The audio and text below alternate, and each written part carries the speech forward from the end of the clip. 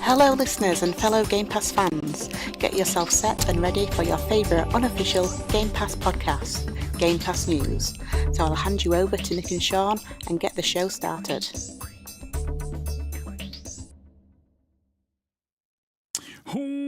Welcome to Game Pass News, recorded live Tuesday, September 12th. I'm Nintendo. My co-host Sean Abbott and I are about to fill your brains with all this week's bits and bobs of Xbox. Like, how about an Xbox credit card? Why did No Man's Sky have its biggest month in years?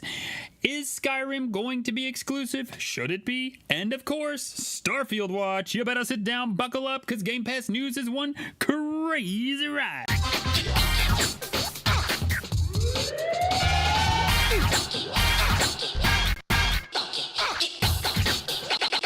Let's look at the funk.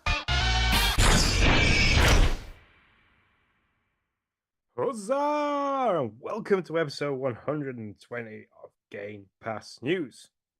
We just want to take a moment to thank all you guys out there for supporting us and to remind you to stay connected with all things Game Pass News. You can find us on pretty much any social networking app.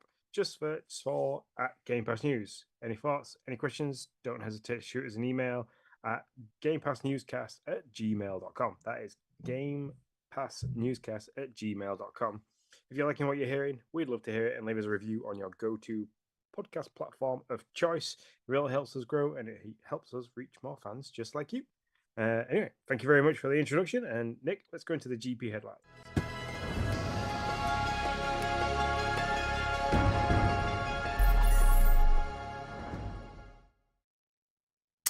Game Pass headlines out last week. Starfield, we'll talk about it a little bit more in what we've been playing, so we won't belabor the point right here. But what came out this week, Sean? What came out is just Starfield. Solar Ash. Oh, wait, that's true. This week. What is coming out next week? I'm sorry, I screwed that up. That was almost a good handoff. Okay. I was thinking you literally just said, but no. So it's coming out later this week in literally 2 days. It's coming out, so I can understand the confusion. Now my brain's now working properly. Solar Ash. We talked about that last week in terms of what it was about and so on and so forth. People are really excited for this game. I think it's a bit of a futuristic style RPG where. Is this the one where the person's dress kind of changes and alters Joe? Like, is that? I can't quite remember. It's a hyper-light drifter comes to the high-speed and gravity-bending world of Solar Ash set amidst a surreal dreamscape filled with long-abandoned ruins of great civilizations of past. You play as Rey. I have no idea about a dress. She doesn't look very like she's got a dress. I don't know what she's doing. She's very neon-y. So there you go. I got that completely wrong. But next week, Sean. I'm gonna say coming soon, or for the rest of this month anyway. At least we have Lies of P, which was a big hit when the demo dropped during the demo plays that they did after the ID Xbox Direct that came out, and then Party Animals. Lies of P is the 19th of September, and Party Animals, which. To be fair, and I'll probably go into this a little bit when we talk about Starfield, is I can see me playing this quite regular. Lies of P or Party Animals, or both, or which one are we talking about? Party Animals. Okay, yeah, I'm with you there. I'm with you on Party Animals, for sure. So that's exciting. No new Game Pass games announced as of right now, but we might be hearing something pretty soon on the radar. We'll have to wait and see. Leaving September 15th, the Amazing Cultivation Simulator. And this is in 3 days, by the way. So if you're listening to the podcast, the time warp has gotten you, and it's too late. You missed it. They're all gone. So that's why you should be listening live, people. Come on. Origami 2, fun stealthy game. Danganronpa Feed 3, Killing Harmony Anniversary Edition. DC League of Super Pets, The Adventure of Crypto and Ace. How long can titles go? The Fuga Melodies of Steel's Metal Hellsinger, that's the hard rock rhythm-based guy. Sid Meier's Civilization 6, sad to see it go. Tainted Grail Conquest Train Sim World 3. You gonna miss any of those, Sean? Probably not, no. No. I mean, Origami 2, I'm sad to see Origami 2 go because, as I literally just found out this evening, the developer behind that game stopped developing games in March 2023. So that is Weissworks. They gave up the Ghost. So gotcha. See that going. I'm with you. I mean, there are good games here, but I'm not like, oh man, I'm gonna go run out and play that. But if you're listening now, you have 3 days to beat them, or buy them and get your 20% discount that you get for being an awesome, most amazing, super fantastic Game Pass subscriber. Yeah. I thought I said news for a second. I was like, oh wait, no. Oh, we wish we were that affiliated. Yeah. I mean, the only person I can think of on this list of games that's going to be upset by leaving is John from Dads After Dark. He's going to miss SimWorld, and I'd like to know if he actually dropped some cash on that. So. He has. They have a Twitch channel now, so I would really love to see him play that in a conductor suit with like a hat and everything. Like that would be that's how that game should go out on Game Pass right there. Could you imagine that? Could you imagine the language he would use? It'd be fantastic. It'd be cussing us anyway. Yeah. So that is our Game Pass headlines, folks. It is, Starfield came out. Give them a break. They took a break. They're just letting people soak that in, and but that's all the headlines we got for right now. Todd Howard and Phil currently doing Snow Angels in all the dollar bills. I think that's probably true. And I don't know anything about this, so I don't want to start a rumor right in here, but maybe if he's lucky, Todd got an Xbox Series X from Phil, because, last we heard he didn't have one at the house. So maybe he did good enough to earn one. No, he had. I thought he had one. He wasn't allowed to play it because the kids took over it. So he had the S in the living room. Oh, maybe that's it. Well, maybe they gave him a second one, like here, Todd, you did so good. You got yourself another X. Congratulations. Well done. Oh, there you go. We are on to the XV.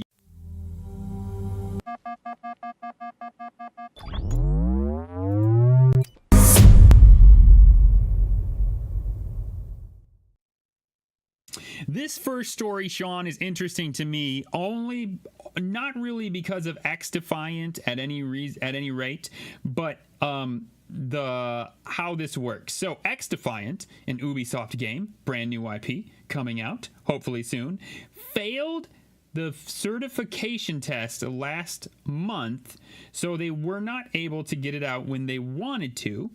What is this? I'm sorry. Mark Rubin, the studio head, says we are currently in the CM prep part of that, which I think is like certification something or other of that process, and will hopefully be submitting to first parties in a little less than 2 weeks. If that passes cleanly, then we'll be looking at a mid to end of September release. There is, however, a likely scenario where we get a conditional pass, meaning we have to do a day one patch.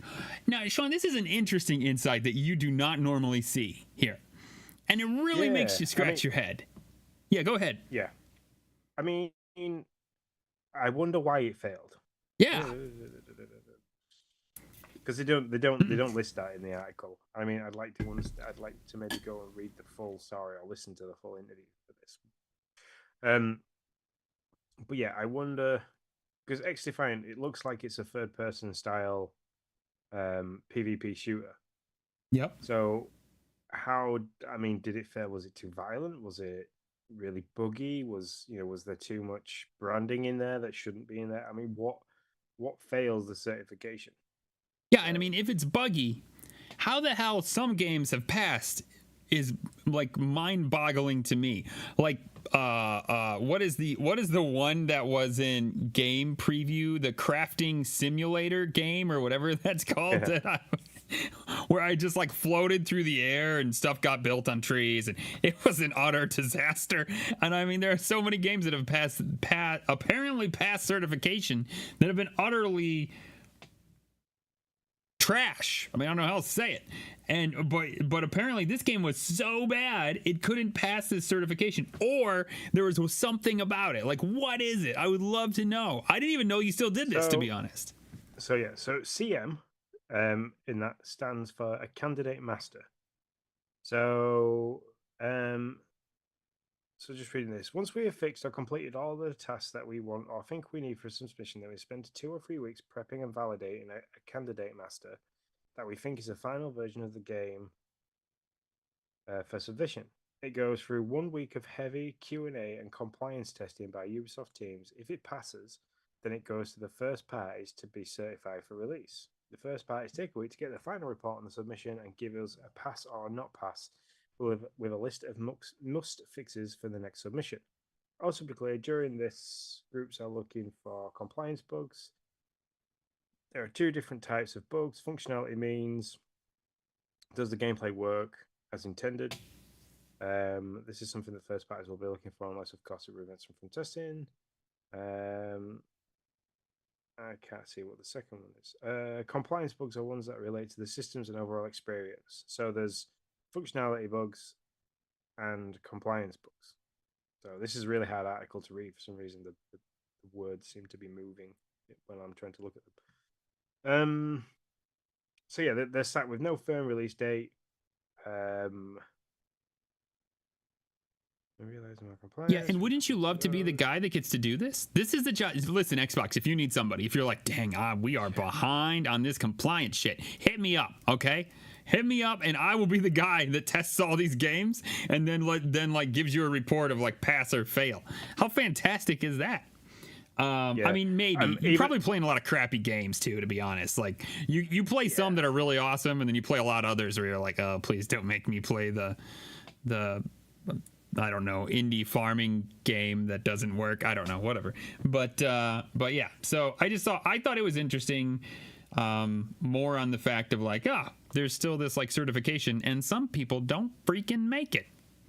That's interesting. Yeah, even on the Ubisoft post, they don't actually give you any information as to what it failed on and what they're going to be working on. So yeah, I imagine they want to keep that locked up. They don't want people to know.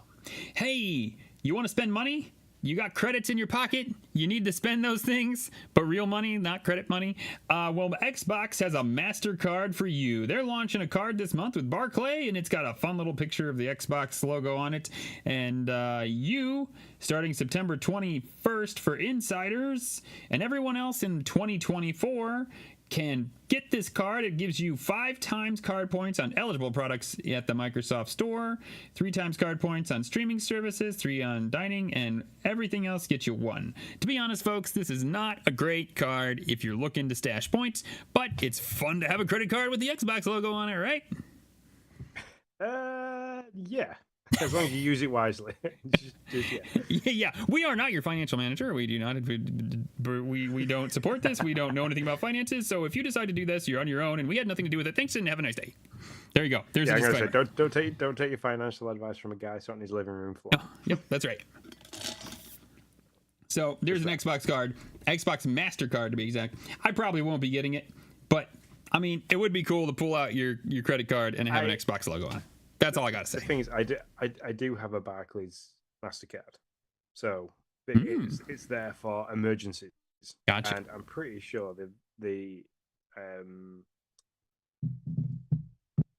what's the date now? The expiry date's coming up soon, so I can imagine that if this is a possibility that I can choose my card, I would probably go for one with an Xbox logo.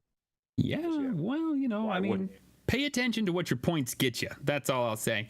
Hey, real quick, I do want to give a shout out to Just Being Bruce and Mo Spankins once more in the chat with us. You guys are fantastic. You're awesome. So much stuff. I can't even keep up. There's stuff about conductors and cocaine. You guys all need to come on into the chat every once in a while, because these two, they're... and Ebusel is here too. I missed Ebusel. I'm sorry, Ebusel. Please forgive me. So you guys are fantastic. Thanks for being here.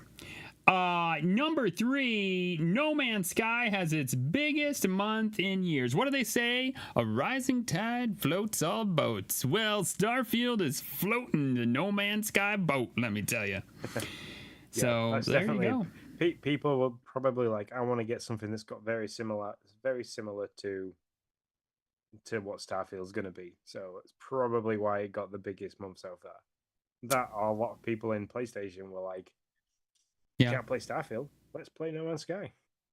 Yeah. So there's a lot of I think that's something like, they got this itch of I want to do that, so I want to play No Man's Sky.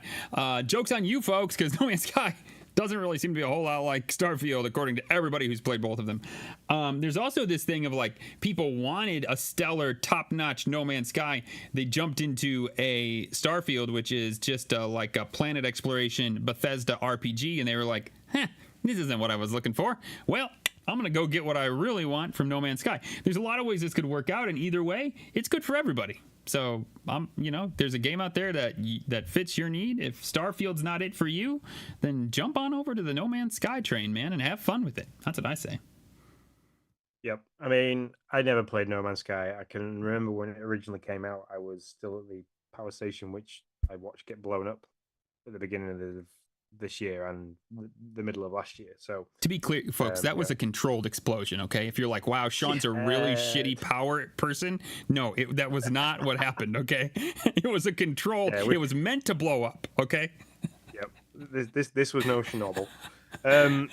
No, yeah, that was a controlled demolition of my previous place of work because it was no longer required. I don't, by the way, when I get fired from somewhere, I don't just go around thinking, I don't need to work there anymore. I'm just going to blow it up. Yeah. I was a little nervous when you said that. I was like, oh, that sounds awful. Yeah, no. But yeah, No Man's Sky, I can remember when it came out. I can remember I worked with a lot of people that were Sony fans, and they were like super excited for this because like the console at the time of the launch was around being able to play this as a next-gen game. And it came out, and I think one of the guys at work actually described it as, I'm flying around from planet to planet in a penis, shooting and killing aliens that are shaped like penises. And I'm doing the same thing over and over. And I was like, oh, okay, I'm glad I'm not playing that game. But now this is a game that has that story, right? Of like, well, it started out real rough, but if you've played it through that time period, everybody I have heard talk about this game. I have played this game for just a couple hours to get a feel of it. I've never put major time into it. But everybody I've heard that has played it or played it in the beginning, dropped it, and then came back and said, wow, the game has come so far. They have done so much to make it a better game. So so it has that deal, that story to it, which I think the journey of getting to be a really good game. And yeah, if you came in. Definitely didn't go through the compliance testing then. Apparently not. Apparently that skipped it. If you came in, Starfield from the beginning was deemed as like maybe this is just like the next No Man's Sky. So if you came in hoping for that and you didn't get it, then sure, I can see how you just hopped over. Or like you said, if you're a Sony player, then you just that's what you got. That's what you did. You went and played that if you wanted to scratch that itch. Sean, tell us about Forza Motorsports, my friend. So there's been some announcements. There was an announcement this morning at 11:45 that Turn 10 is committing to a major rebuild with this year's Forza Motorsport, including the series debut and on-track raid features. Obviously, trying to make the game look as fantastic as it can be. I've seen a lot of posts flying around with video comparisons of exactly the same cars on pretty much the same tracks between Gran Turismo 7 and Forza Motorsport, and everybody's saying Forza Motorsport is here to kill Gran Turismo 7. So. With that being said, Forza Motorsport 7 is going to and will run at a full 4K 60 frames per second setup. So they have Turn 10 have turned around and said that will happen from the get-go. Now, is that happening on my machine too? I will come to your machine in a little bit. There was 2 articles that came out around the same time. Fair enough. So this is on Series X only at the moment, so I will compare later. It comes with 3 performance modes. Is it 3 or 4? Sure, it said 4. It says 3 here. 3 performance modes. Just say 3, yeah. So there's performance, obviously prioritizing 60 frames a second, on-track performance at 4K resolution. There's performance RT, which enables on-track ray tracing features. So it's exactly the same as performance, but with ray tracing, but not at 4K. So that's 60 frames a second, but with variable resolution. So I mean, you aren't going to notice a great deal in high speed stuff if it just dips below 4K in the backgrounds, but still manages to maintain it in the foreground. And then it says maximize. Then you've got visuals, which maximizes the 4K quality and kind of gets rid of the ray tracing.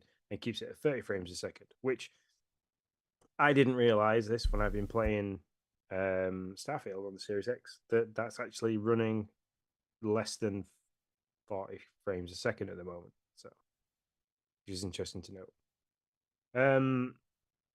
So they're quite surprised to see a 30 frames per second option, as turn 10ers like typically avoided trying to run at a lower frame rate because it's a high-speed racing game. It's going to be, you are going to run into errors down the line. And then later on in the day, like in the evening in the UK, so like 5:30 in the evening. So they've done a complete breakdown. They now have details for the Series S on Forza Motorsport as well. Tell me more. And what it's saying here, tell you what, is they are hitting 60 frames per second. Wow! Boom! Take that, all you ass haters! Yeah. Wait, what? But did you say what? But you don't get the ray tracing feature. Oh yeah, we knew that. We knew that. Anybody who knows an S knows we ain't getting no ray tracing. But listen, but that's only on off-track stuff. Okay, well, what about on-track stuff? What do we get ray tracing on-track stuff, or what do we mean here? So sorry, the off-track ray tracing, you get it off-track only. You don't get it within the cars. So like all the nice fancy stuff in the background, you get all that. Mm-hmm. You just don't get the on-track ray tracing. Like that's all right. I'm good. Hurts my eyes anyway. Ray tracing. You do get ray tracing in the home space and the car theater parts of the game. So like when you're looking at the cars in the showrooms and you're spinning around and things like that, it's just so they pop there. They then have performance, quality, cinematics, home space, and car theater modes. But that's on the Series S. Performance obviously goes, you're looking at 60 frames per second, but the max resolution for that is 1080p.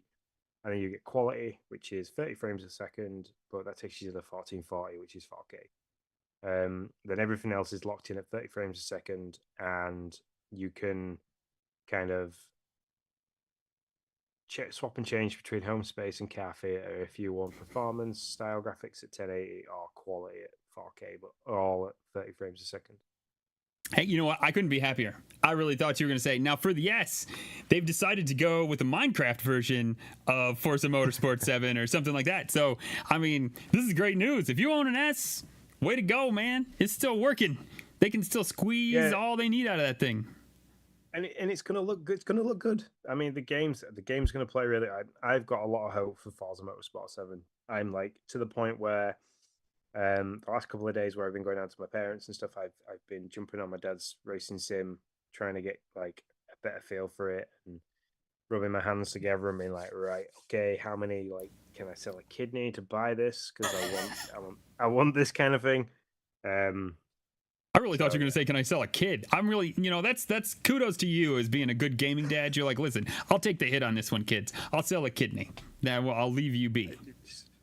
I wouldn't like to do the return policy on them trying to bring my youngest back because he just talks nonstop. They would bring him back. You can, what do they call it? A shelving fee or stocking fee. You can charge him a stocking fee, a restocking fee. You're like, listen, if you're bringing him back, there's definitely a restocking fee. That's how it works. We love our children. We love them all. We love our kids. Don't, at least 99% of the time. So that is Forza Motorsports. Thanks for breaking it down for us, Sean. I am excited that you're excited. And I'm excited to play for 5 minutes. October 10th. I either need to get the main quest done in Starfield where I can just dip in and out to do side quests when I feel like it, or the whole Starfield main quest thing might just pause for a small period of time. I like it. Hey, you play what you love, man. That's how this works. That's how Game Pass works. Don't get the analysis paralysis. Don't get any of that, people. You just play what you love and enjoy it. That's what I say. That's my motto, at least. New Starfield test suggests it could run at 40 to 60 frames per second on Xbox Series X. It could run? What does that mean? It could run. It could, but it don't. But it could. This is the thing. I thought it was running at 60 frames a second, but reading through the article, they're saying that most of the time it's beyond 40 frames a second, but not quite to 60 frames a second. Okay. So what they did is to carry out this test and push it to its fullest, they they took the Series X CPU and tied it with an AMD 480 or 4800S desktop kit. You got that right. And then a GPU, which is close to the power of a PS5. Mangled all them together and was like, oh, we can almost get it to 4K 60 frames a second. But we've had to Frankenstein the shit out of the console. So it's ridiculous. Yeah. Nobody cares, man. Okay, no, somebody cares. I don't care. I'm playing it on my ass and I'm loving it and it looks great. And I'm not like, oh, I can't see. Oh no, those frames, I'm missing them. Oh, I don't care. But for you who care, then go. I guess if you play on a high end rig PC type thing, you can get all you need out of it. So, and you can get your 60 and your 4Ks. I mean, I have run into 2 issues so far. One of them which I shared on X, where I punched the spacer into a spin, which was hilarious. And then the second one, I started having a chat with one of the quest characters that I needed to speak to, and they kind of just like, you know, it goes into that little cinematic style screen where you see them like their face close up and everything's like blurred in the background, and they kind of just went, they just started talking to me, then they turned and walked off. Like mid conversation, but carried on the conversation. And then when it switched from one person to another and then switched back to them, they were somewhere else in the room, not quite facing me, but kind of turned to one side, and their head was almost turned all the way around, so it was like looking out of their back. So yeah. You know what's funny, I realized though, like this version of Bethesda, because I was going to say Bethesda, but Redfall was Bethesda, just a different, I don't know. They get a pass on this shit. Like, not only do they get a pass, but they almost get a kudos for it, Sean. Like, how does that work? Like, it's like when Redfall had the jank, everybody was like, look at this. Look, this is a sucky game. Look. But now, like, people are showing stuff. And I mean, there's still the people who are like, oh my gosh, Bethesda's awful. But for the most part, people are really, at least on my timeline, are sharing this stuff, laughing about it, having fun, which I think is the right thing to do, by the way, folks. If your game ain't crashing and they're just like some funny little things, then yeah, I think that's the right attitude to have towards this. But I just think it's funny that Bethesda in this form gets a pass, whereas Redfall was like, I don't get it, but I'm happy for it. Yeah, definitely. Yeah, it's funny. All right, moving on to the news bulletins real quick. We just have one, and I'm actually pretty excited for this. The Last Case of Benedict Fox gets a major free update. This is a game that I had been looking forward to, excuse me. But when it came out, it just had a lot of issues, and I'm seeing a lot of stuff that is solved that I had problems with, which remapping the top 3. Yeah, yep, instantly. Definitely. Customizable controller controls, revamped and smoother camera, more responsive controls, which made the attacking, the combat in that game near impossible, because it felt like you pushed a button and nothing happened. Remastered combat and animation system, faster melee, so they definitely saw that the combat system was close to broken.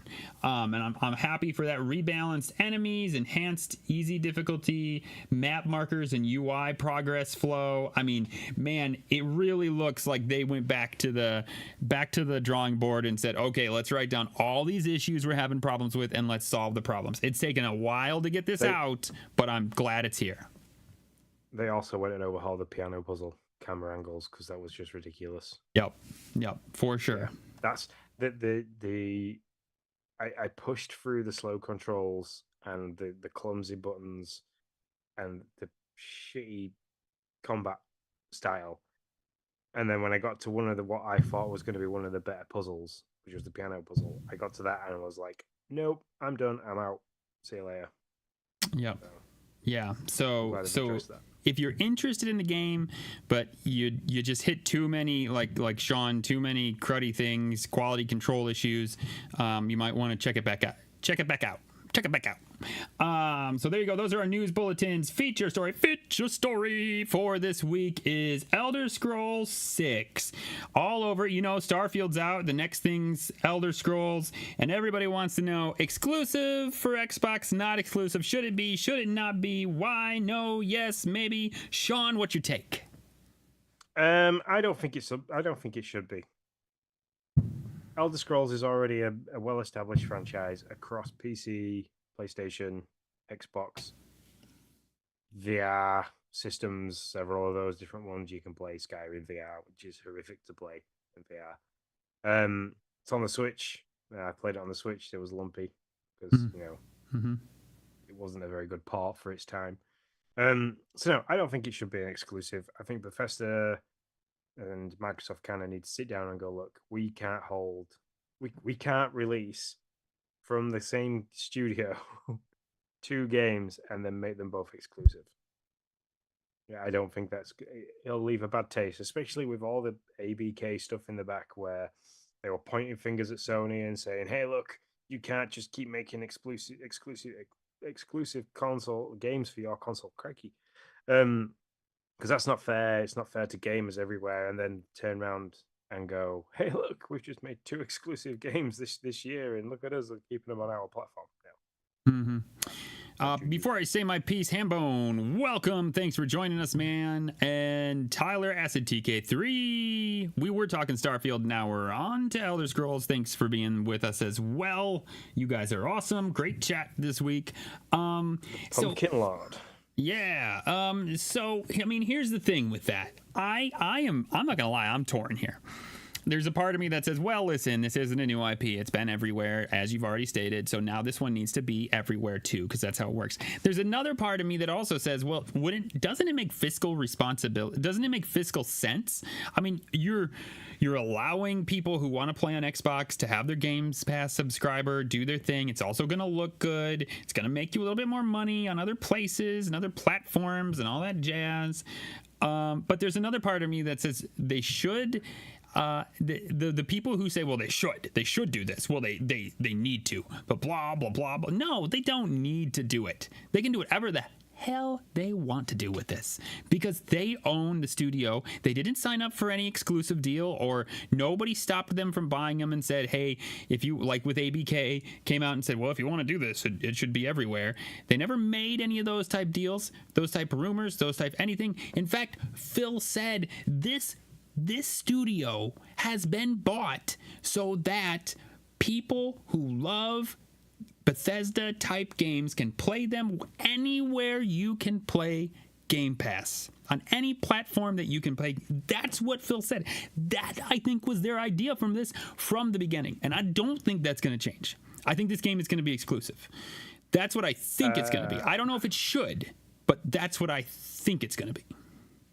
Yeah, I mean, you make a lot of sense. I hope it's not, because it'd be a win in Xbox's eyes, I think, in people trusting the process. They've gone through all the stuff with ABK. They've been pulled through the dirt in a case of, like, having the finger pointed at them that they're going to be cornering the market for the cloud gaming network.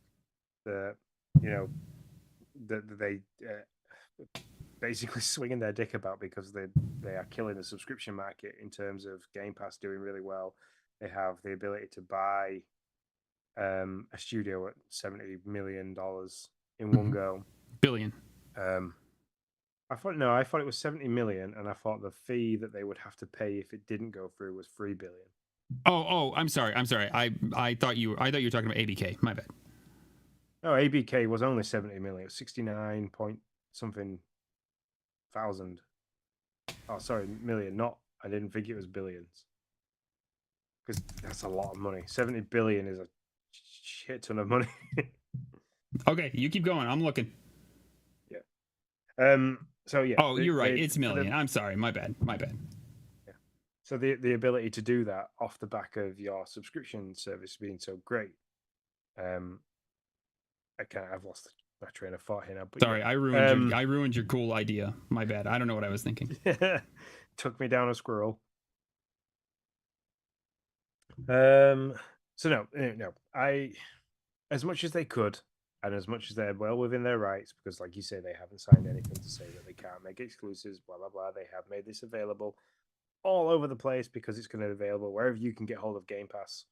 You'd say xCloud, you can have it on, pretty much anywhere you can plug a controller into and get the internet. You can play on the cloud. But I don't know. They'd make money. The thing is that Bethesda would make money. No, from you sales. had me at so much. I was so worried. It's $68.7 billion. I was like, I'm sitting here trying to figure. We're almost a podcast about Game Pass. We almost know what we're talking about, people. All 7 people. Everybody who's listening is like, hell, I'm done. These people have no effing idea what they're doing. I was like, I'm sure it's billion. CNBC, baby, $68.7 billion all cash deal.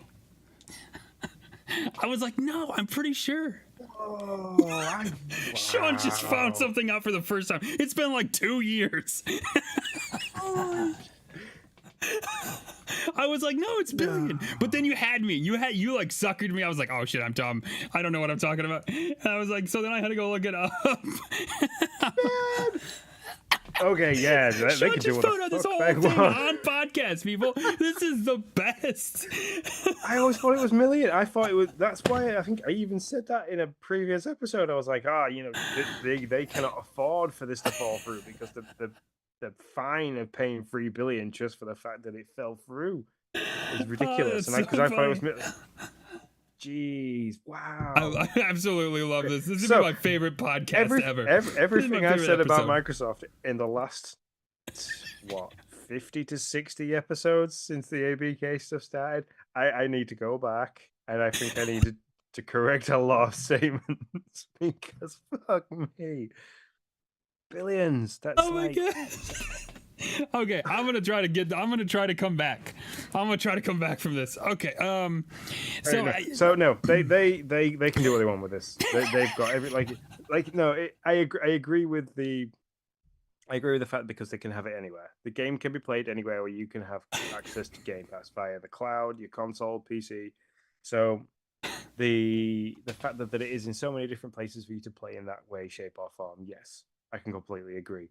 But at the same time, I think Bethesda do need to kind of release a game that they can sell on other platforms as well, and make available to PlayStation to kind of gauge how the franchise is doing. Because if you put it on Game Pass, you're only looking at the amount of downloads, and we already have spoken about this before. That how do they track the statistics on a game? Is it on downloads? Is it hours played? Is it people playing in any one measured time? Where you can measure the success of a game by physical sales. So I feel like they still need to try and release this everywhere to see how the franchise is tracking. And if it's worth putting the time and effort into developing yet another one in the franchise, or do they just call Elder Scrolls 6 kind of like, we've done the online, which we can constantly go back to and update and do new things with. But yeah, so that so in a nutshell, that I think that's what they're gonna do. It's gonna be exclusive. I think they're gonna try to get subscribers. It's gonna be exclusive. But here's what I think may happen. And this was actually, I believe you had this idea or read this somewhere a few podcasts ago.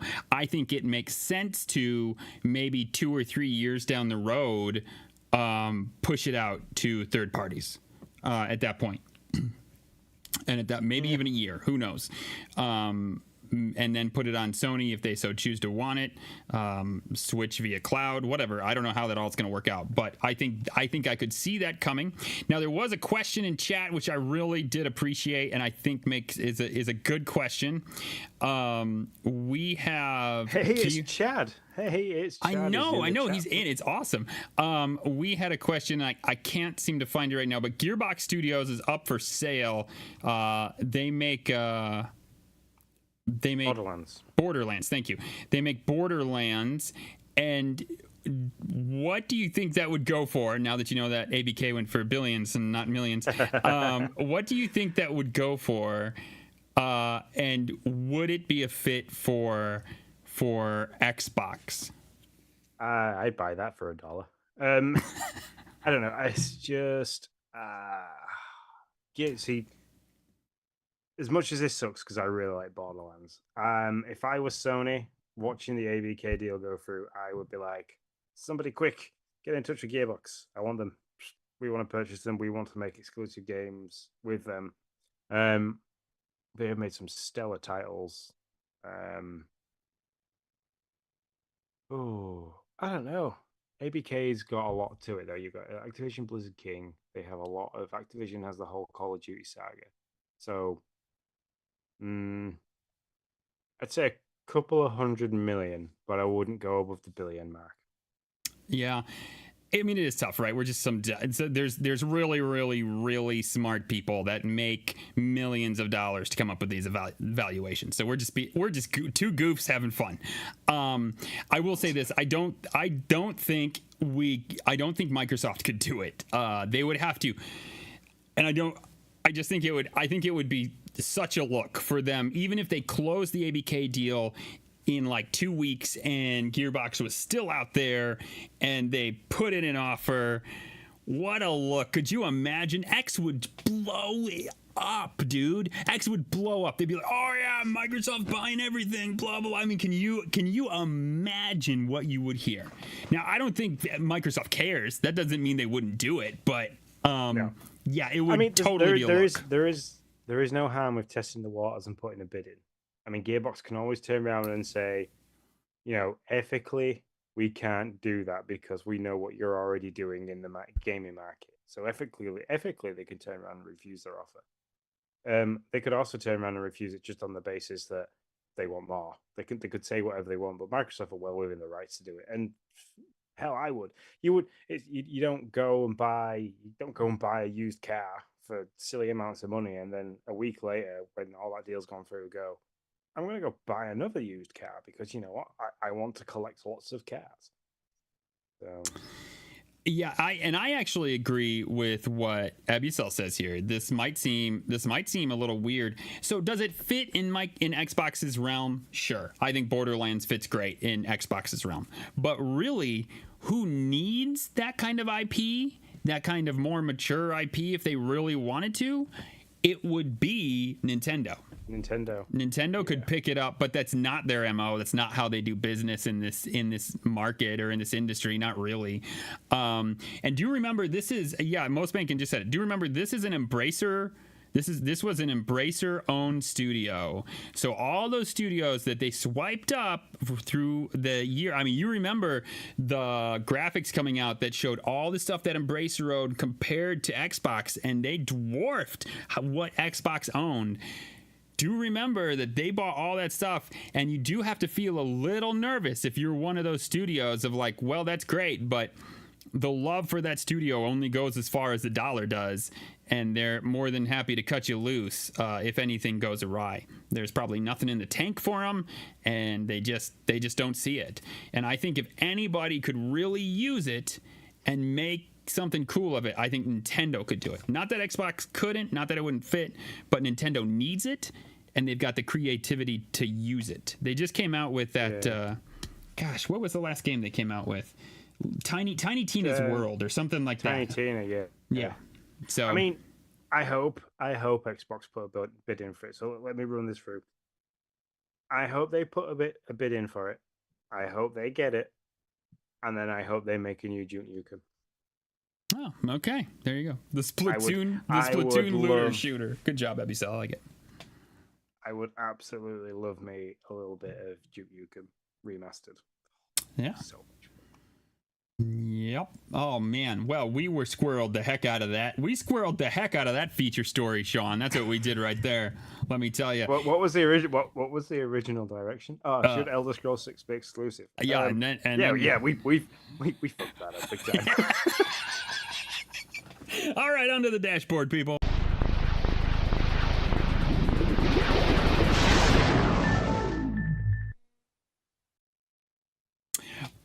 Okay, well, I'm gonna go first, and then it's just gonna roll into what you've been playing. I beat Pikmin 4, and well, I thought I did. I rolled credits on Pikmin 4. you didn't. You do not shake your head at me. You rolled the first credits in Pikmin 4. The first of 3. This freaking game, I mean, it's the gift that keeps on giving, even if you wish it wouldn't. I mean, okay, anyways. So I rolled the first credits on Pikmin 4, and that might be enough credits for Nick. That's all I gotta say. On to the Starfield that we've all been playing. Yep. Why don't you go for, because you've had a bit of a crazy week, so you haven't got to it as much. So if you talk about how far you have got and what you've experienced, then I know what. Oh, Sean, just go. So to be honest, folks, I'm not. Thanks for calling me out, Sean. I really appreciate you. I haven't made it. I just haven't. I had crazy sleep schedule. I've had meetings. I've had kids. I've had life. I've had family. A little mini family day vacation. So I haven't got to it. We played on Thursday. I played Thursday during the day, and that's the last time I've been there. So I took a day. I haven't taken a day in a long while where I could just. I'm just looking for my achievements list. Where I could just play a game. Like I dragged the beanbag out. I moved the coffee table to where it is now. I left it here because we were chatting. We did a couple of meetings, and so like I took a day. I'm at 16 hours. I don't know how many you were. I surpassed what you were at last time at 14 hours. Yep, you did. So I'm at 16 hours, and I'm going to reflect on what Frosticle said. Let me just bring this up in Discord. Sure. Because he made a really good point with this, and it's one of those games that I could keep coming in and out of. It's so Frosticle's one of the fellow Brits. I've just played Starfield for the last 3 hours. Fantastic game. Will I complete it? Nope. Will it be? Will it get a bit long-winded? Yep. It's a great game. It's my kind of game, but again, for me, too many menus. Piloting is quite convoluted too, and I just have too many other things to play. I'll play it until I get bored. Game of the year material. Last year maybe, but this year there is too much competition. But a great game for Microsoft, finally. LOL. I can share that view, yes.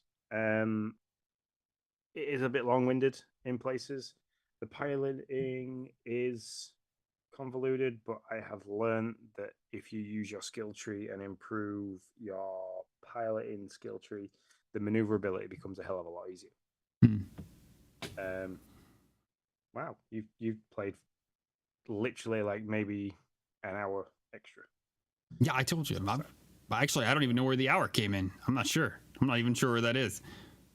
I thought you were you were at 14:22 last time. So yeah, you've played nothing since last time. Yeah. Okay. That sounds more accurate. Yeah. No, it's been, and it's not that I haven't enjoyed the game or not that I don't want to. It's just one of those weeks, man. Yeah. So I finally figured my way around the missions menu, which took a while to figure out because, like, Bethesda have done this. They had this brilliant thing. They did it with Skyrim, where like you'd be walking through somewhere, or you'd be walking past somewhere, and somebody will go, "Hey, there's a scientist stood over by this tree that seems really confused. Maybe you should talk to him." And then it'll just pop up in the top left-hand corner. "Hey, go and talk to the scientist under the tree." And I was like, cool. I don't want to do that mission yet. And then it just disappeared. I looked in the missions items, and I was like, "What the freaking hell's that gone?" There is a section called activities, and if you expand activities, it's like they don't even class them as side missions. They are just things you can do if you please. So I've been doing a lot of those. I've been kind of like squirreling off every now and then, and like I think I got 2 main missions to the point where I literally needed to go back to the lodge, and I was like, I ain't going all the way back to the lodge because I'm freaking 900 million light years away from New Atlantis. That ain't happening. So I started doing lots of different things. I discovered a mission called the Lair of the Mantis, which if you find that mission, I would advise doing it because you get some pretty good loot from that. And there is a bit of a puzzle to figure out, which was quite cool. Oh, that's fun. There was a word you needed to get from listening to all the different audio messages that you get left and reading notes and stuff like that. So you had to kind of like use the scanning visor quite strongly to pick up different things. So, and then the surveying thing, I've kind of learned a lot about surveying as well. Like you can 100% a planet and get quite a decent amount of XP, but you have to like survey all the they call them fancy names, but animals, plants, and minerals. So, and some are harder than others. Sure. And I've also learned how to cure lung damage because that was becoming a very big issue. I did not have this happen. You weren't that far along, and you were like, "I have this affliction," and I was like, "Oh, okay." I've not gotten lung damage yet. That's interesting. But what happens with lung damage is periodically your player will cough because his lungs are damaged, and because he coughs, it consumes oxygen. So like if you're sprinting away from an enemy, which at some points I were, and then like your oxygen level's getting lower because you kind of jumping, you're running, doing this and the other, and he coughs, and if you run out of oxygen, it starts to build a CO2 bar up because you've got more CO2 in your system. If that happens, you take more damage quickly. So like I'd be sprinting away, and then he'd cough, and I'd have this red bar, and I'm like, Christ, my health's going so fast. So does it show that you have an affliction down on like your watch or anything, or do you just have to know because you coughed? No, you'll watch what happened is I walked into a gas cloud of helium, I think it was. When I was surveying, I was like, I wonder if I can laser cut this little gas vent that's coming up. So I started trying to laser cut it, nothing happened. So I'll get closer, maybe I'm not close enough. And then all of a sudden it's like everything started flashing red, and I was told to kind of like get out of the area, sort of thing. And then it kind of popped up and said like, affliction, lung damage. I was like, and then like it brought up the pop up to say, so your player will cough sporadically, and this consumes oxygen and stuff like that. I was like, that's really cool, but how the freaking hell do you cure it? So yeah, it took a while. Yeah, I've been saving some of that stuff. Like I have something for that cures addiction. I don't know when I'm going to get addicted to anything. I haven't had it yet, but I've been saving those things because I'm like, well, I'm sure it's going to happen at some point, so I'll save it just in case. So that you can get immobilizers, you can dislocate limbs. So I'm assuming if you fall from great heights, which can happen quite easy with the lack of gravity, save the immobilizers because they cure that. Bandages cure bleeding and lacerations, which I've had that as well, where like I got attacked by some creature. I can't remember the name of it now, but it caused me to have lacerations, which meant I was just hemorrhaging life slowly. Gotcha. Until I cured it. So yeah, I'm enjoying it. There is a lot to the game. There's a lot to like. I have no idea about how to upgrade my spaceships. I have 2 spaceships now. I have absolutely zero idea. Where it comes to upgrading the ships, selling stuff. You can only sell so much at a vendor, which means you can't like collect a shit ton of stuff and just go to the one vendor and just blow it all. Once they run out of cash, it tells you that you won't get the full value for this. So. Yeah, that's very realistic. Also, super annoying. That's all I gotta say about that. I've built one outpost, but I did it by accident. I had no idea what I was doing, and I can't even remember what planet it was on, or how to find out what planet my outpost is on. I'm still, like I said last time, I built that one thing. Did you build like anything to drill or mine or anything to like get actual resources? Water extraction. Oh, okay. Well, cool. Yeah, no, that's a step further. I was trying to mine something. I don't remember what it was, but I didn't have the right resources to build the drill. So. Also, every podcast I listen to says you don't need to do that stuff until much later in the game, but I'm having fun doing it. I've got a side quest that requires me to collect a lot of stuff. Gotcha. There's a giant big cruiser ship that set off from Earth 200 years ago that's kind of just hovering around a place called Paradiso, and the people on this ship, when they set off, already laid claim to this planet, but there's already people living on this planet now because they've been in this spaceship for 200 years. So to broker a deal between the two, I have to go and collect a lot of resources so then they can help build settlements on this planet. So. Yeah, those are fun. I mean, some of the side quests are really fun and interesting and funny, and so that's cool. Well, all right. Hopefully, I will have played more next week. Hopefully, my week slows down a bit and I can get to some next week. But we shall see. Anything else before we move into the party chat? Let's move into the party chat, and I can readjust myself and sit back and be more comfortable. It's party time! Woohoo! Oh yeah! It's party chat time, people, where we hang out with the wonderful chatters that we have had a whole lot of today. Answer your questions, so shoot them our way. Give us comments. Do whatever you want. We'll read them. We're a little bit more relaxed. Listen, Sean, I'm even going to get rid of the old man pillow. Look at that. The old man pillow's gone.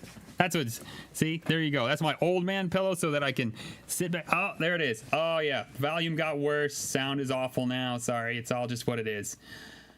Anyways, do we got any questions, Sean? We have two. We have two questions, which I couldn't squeeze in anywhere else in the show because they kind of didn't make sense to squeeze in anywhere. So I thought I would hold them for here, which is always nice. Let's do it. The first one comes from Lunchbox Gamer, which is Justin. He says, "Here's my question: with what has been released so far this year, what is currently your game of the year? That's only going off the things that have been released so far." Mm-hmm. I'm assuming it doesn't just mean Xbox as well, because he has a poll right now over on Twitter, which I will go find his Twitter. Yeah, I think just to get comments, he left Tears of the Kingdom off of it. That's my personal opinion. But a little bit of clickbait. Yeah, I love it. It was good idea. He does have an other option, so you can click other and put it in there. Listen, I'll be real honest with you. I thought maybe it'll change to Starfield as I play a little bit more. Right now, I'm having a lot of fun with Starfield. But the thing that I had the most fun with this year, the thing that I kept coming back to, the thing that I couldn't put down, that consumed my time, that I spent 70 hours playing, Hogwarts Legacy, my friends. I don't know what it is about that freaking game. I don't know why I loved it so much. I'm not a Hogwarts fan, not a Harry Potter fan. I haven't even seen all the movies or read all the books or anything like that. But for some reason, that game got me, and I absolutely loved it. So yeah, that's where I'm at. Welcome, Antonio. Thanks for joining us in the chat, man. Really appreciate it. So yeah, his Twitter handle is Thunderdome Game 1, or Thunderdome Gaming Society. He's got a poll at the moment with a list of different games. Lots of people were shocked that Tears of the Kingdom wasn't there. Nobody had voted for Final Fantasy 16. So, for me, Game of the Year contender at the moment.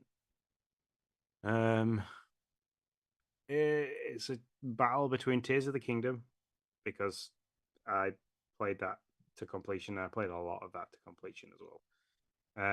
And with games that are out so far, I'm going to go with Starfield. Starfield's the only way I am. I'm going to go with Starfield because it's the one that I know I'm going to keep coming back to throughout the year. I am compelled to just absolutely hammer it, but I'm compelled to keep coming back to it. So, yeah, and I agree with Antonio. It's gonna be a tough fight for Game of the Year this year. Very interesting. Baldur's Gate, haven't played it, but everybody's raving about it. Yep, yeah, exactly. Tears of the Kingdom. You have Starfield, but with a year this packed. This might be sacrilege. Is it going to make the conversation? I don't know. It's an 8. What is it on Open Critic now? It's like an 8.5 or something like that. Not that matters, 7 for IGN. For IGN America. I mean, I know everybody's got to make their own decision. They're different people altogether, but it's going to be an interesting conversation of like what gets thrown on there. And I mean, I know the question was geared towards what is out, and we've answered that. But exactly, most Bankins, that was exactly going to be my next thing. But we have a 2D Mario game that, from what I'm hearing, people who have played it's pretty dang good. So yeah, I am pretty interested to see if Mario Wonder slips its way in there too to become part of the conversation, and that really might push Starfield out of that. How many games are chosen for Game of the Year contenders? Is it 8? Oh, then Starfield will be in there if it's 8.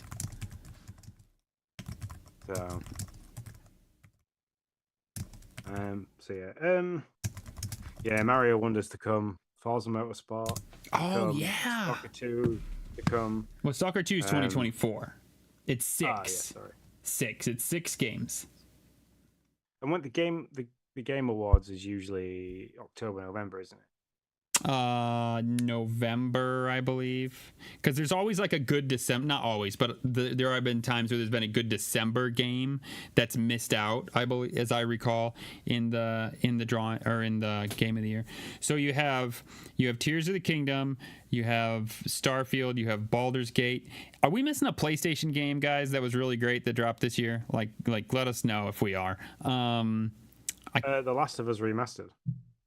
Yeah, would that be... Does the remaster count towards Game of the Year? Okay, if it does, then it probably will get in there too. Let's see. I mean, I love Hogwarts Legacy. I don't really know what everybody else in the world thought. It got me. I don't know if it was just... I'm a quirky gamer sometimes, so, I'm over here playing Animal Crossing for 2 years, so what the hell do I know? But if it does, maybe Hogwarts... And don't they always do an indie game, or oftentimes have an indie game, like the It Stray. Takes Two one? No, Stray was last year. I mean, this year for Xbox, but last year for the rest of the world. Yeah.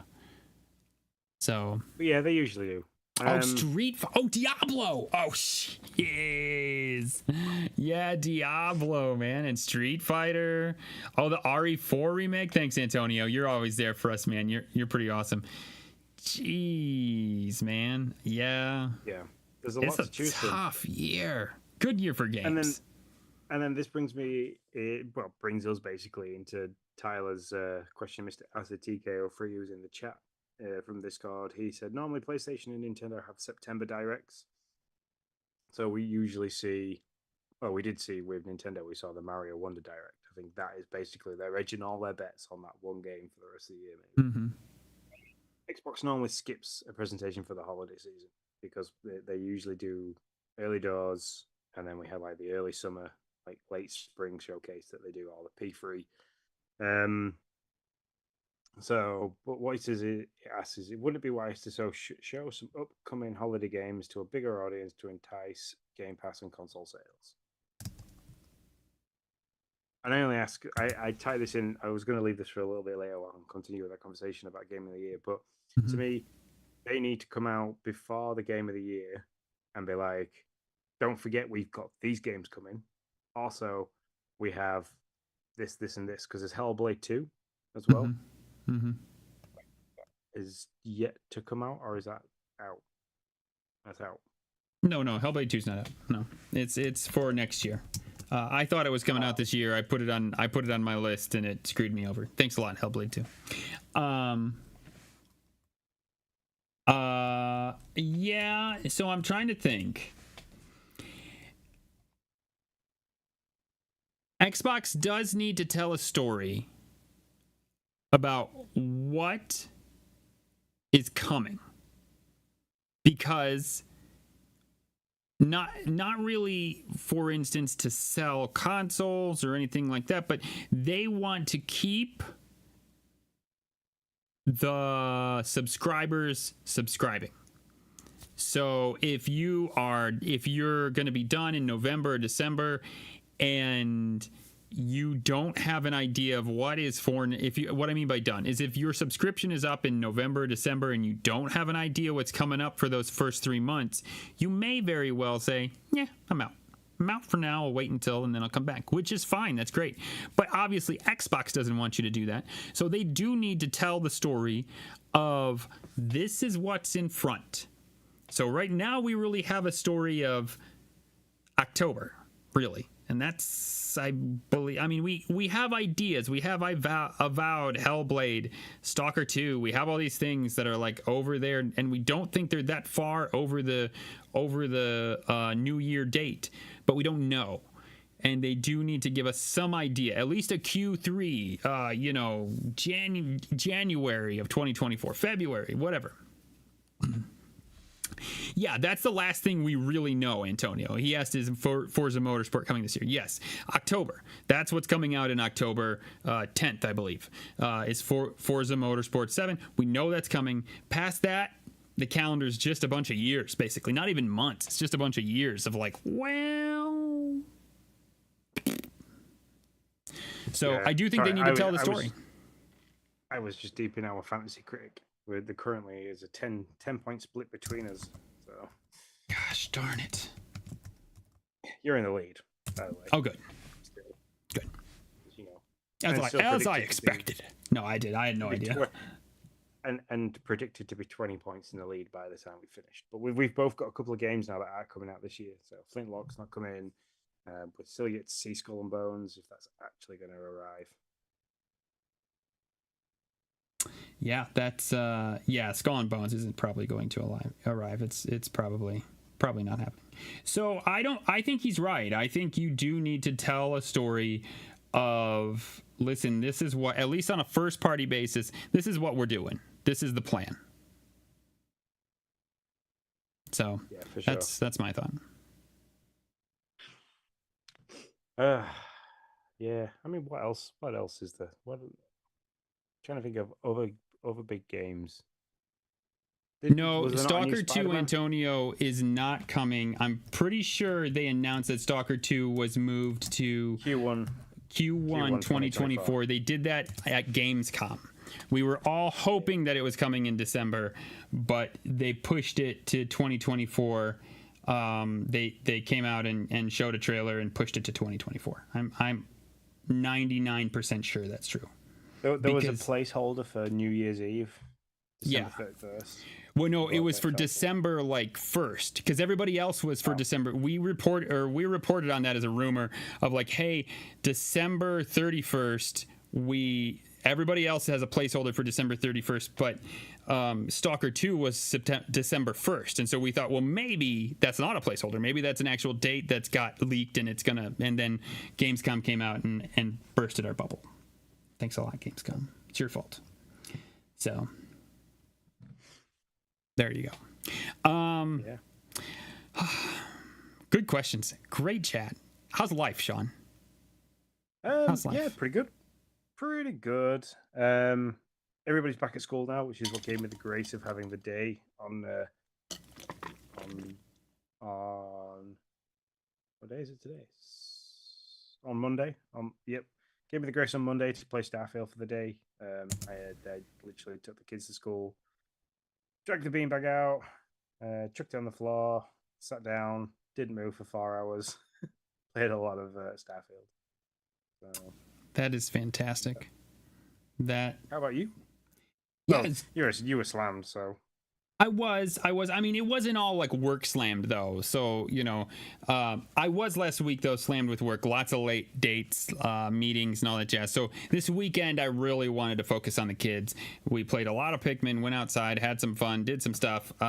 We went to the boat shack with friends. Sorry, I missed a meeting with Sean because we were too late. So I'm sorry about that. But it was a ton of fun. We were on a pontoon. We were all over the place, and there's this little sandbar, and everybody was swimming, and it was so much fun. We had an absolute blast.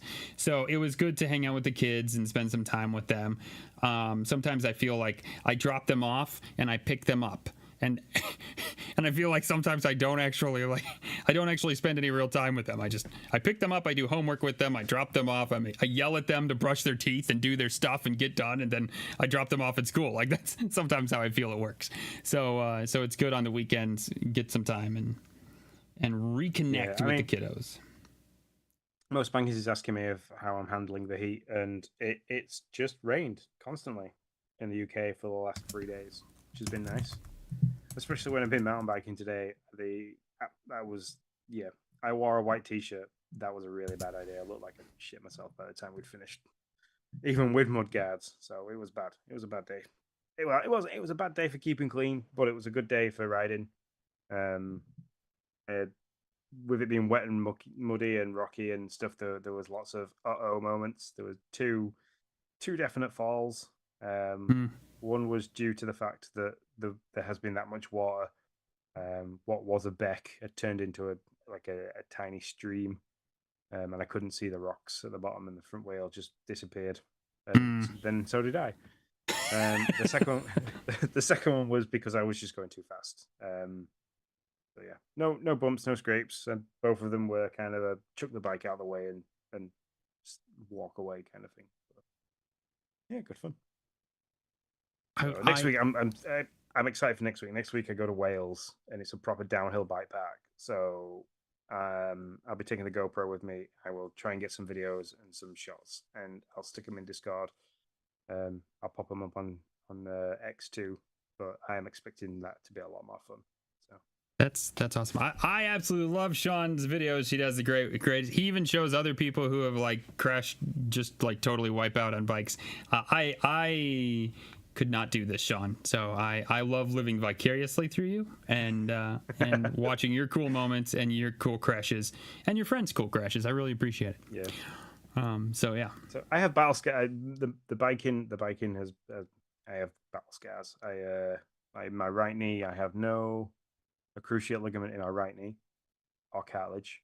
That was 2003.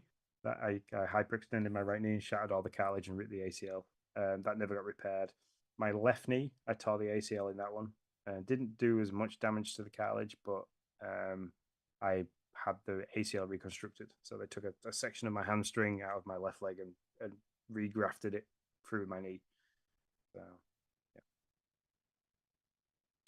yeah, that is some crazy stuff. So far, touching wood, I haven't ever broken a bone. So in your life, you've never broken a bone? Never broken a bone.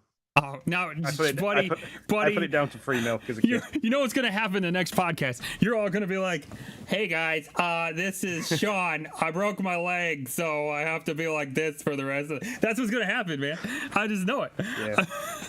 You've cursed yourself. I have purchased a full face helmet, so I'm trying to protect. I'm trying to be grown up about it. I don't wear knee pads, don't wear elbow pads. Just I have a full face helmet. I usually just used to wear one of those really lightweight like road cycling helmets that people wear for mountain biking, but I've kind of switched it up a little bit. So. Antonio says, F all that. I'm safe on my couch. I appreciate you. I appreciate you a ton, Antonio. I'm there with you. I mean, I'll run on my treadmill. Awesome. But somebody's got to go out there and do the cool shit so that we can watch the videos. And that is my friend Sean right here. Most bankers is saying it. He has never seen my lower half, so he has no idea what's there. It's basically just a big mangled mess. I'm like dragging myself around on stumps. Actually, if he stands up, it's actually a pretzel. His two legs make an actual pretzel. No, I'm just kidding. It's good for. It's nice. There's a group of us. There's a couple of guys who've got e-bikes. There's a couple of us that have got normal pedal bikes. So it's just a really good comparison. And today was a slog. It was 9 miles of uphill for very little downhill. So yeah, that's nuts. Hey, I do have to give a shout out. I do have to give a shout out to my Michigan friends. I know Tim, our Lions. If we never win another game for the rest of this whole freaking season, we beat the Super Bowl champs from last year, and we were not supposed to do that. A fantastic game for Sean. For anybody who you and for anybody who else doesn't know, the Lions suck. Okay, we suck at football, at American football, and we never win crap. But we won that game, and if we don't do anything else for the rest of the year, at least we can talk about that one cool win we had. So kudos to you Lions fans out there. It's usually a sad year, but that was a bright spot, and hopefully maybe you'll stay a bright season. Who knows? Maybe not. Yeah, so.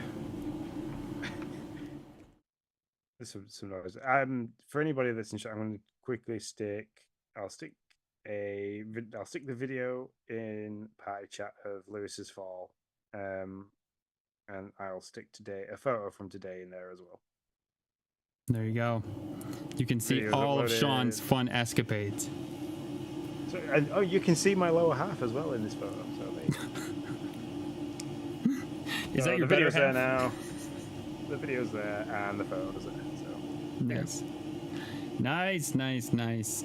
All right, guys. Anything else, Sean, before we wrap this puppy up? no, that is it. That is a absolute show. It's been great. Thank you very much for everybody in the live chat for joining us this week. It's been awesome. Nice to see you again, Chad. It has been a while. Thank you, Antonio from YouTube, joining in the chat as well via the restream. Thanks, Ebicel, Bruce, Mo Spankins, and Hambo and Johnny for making a show. And until next time, guys, we shall see you later. See you later, guys.